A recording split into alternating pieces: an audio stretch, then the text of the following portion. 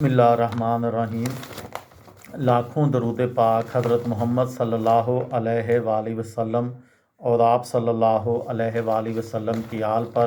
السلام علیکم، میرا نام افتخار احمد ہے اور آپ میرا یوٹیوب چینل نالج دیکھ رہے ہیں۔ بحر اوقیانوس کے سلسلے میں نے ایک سیریز شروع کی ہوئی ہے۔ اس سلسلے میں آج کی ویڈیو کا عنوان ہے قدرتی وسائل اور آبی اور قدرتی خطرات۔ تیل اور گیس کے ذخائر، مچھلی، سمندری پستانیاں جانور، سگ ماہی اور ویل، ریت اور بجری کے ذخائر، پلیسر کے ذخائر، کثیر دھاتی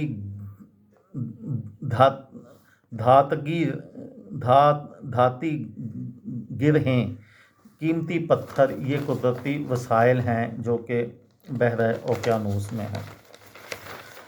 آبنائے ڈیوس، آبنائے ڈنمارک اور شمال مغربی اوقیانوس میں فروری سے اگست تک برفانی تودے عام ہیں۔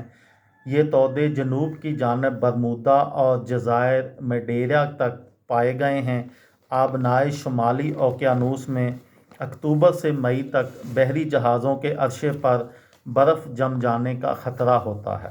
مئی سے ستمبر تک مسلسل رہنے والی سمندری قہر اور خط استوا کے شمال میں مئی سے دسمبر تک آنے والے سمندری طوفان ایک بڑا خطرہ ہیں۔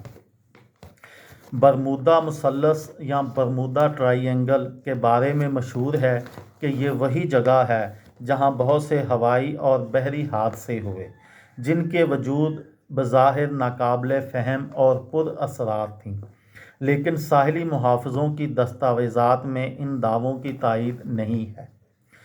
خطرات سے دوچار جانوروں میں مینیٹی، سگ ماہی، سمندری شیر، کچھوے اور ویل شامل ہیں۔ ویل مچھلی ہے۔ جال سے مچھلی پکڑنے سے ڈولفن، قطرس اور بہت سے دوسرے آبی پرندوں کی نسلیں ختم ہو رہی ہیں اور سمندر میں مچھلیوں کی تعداد میں تیزی سے کمی آ رہی ہے، جس سے بہت سے بین الاقوامی تنازعات پیدا ہو رہے ہیں۔ مشرقی ریاستہائے متحدہ امریکہ، جنوبی برازیل اور مشرقی ارجنٹینا کے ساحلوں کو شہری کیچڑ نے آلودہ کر دیا ہے، جبکہ بحیرہ کیریبین، خلیج میکسیکو، جھیل میراکیبو، بحیرہ روم شمالی میں تیل کی آلودگی ہے۔ اس کے علاوہ بحیرہ بالٹک، بحیرہ روم اور بحیرہ شمال کو صنعتی فضلہ اور شہری پانی آلودہ کر رہے ہیں۔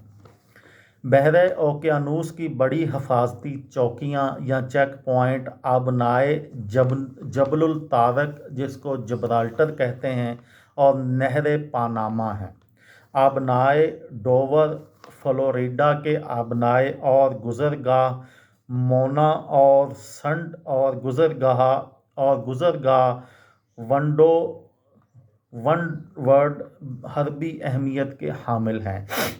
سرد جنگ کے دوران میں نام نہاد شگاف گرین لینڈ آئس لینڈ متحدہ سلطنت حربی لحاظ سے ایک بڑا باعث فکر تھا، اس لیے ان علاقے کی سمندر کی تہہ میں ہائیڈروفون کا بہت بڑا نظام نصب کیا گیا تاکہ سوویت آبدوز جہازوں کا سراغ لگایا جا سکے۔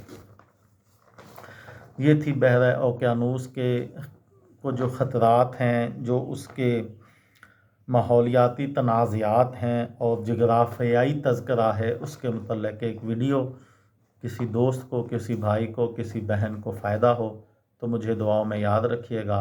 دل پاکستان، جان پاکستان۔ السلام علیکم۔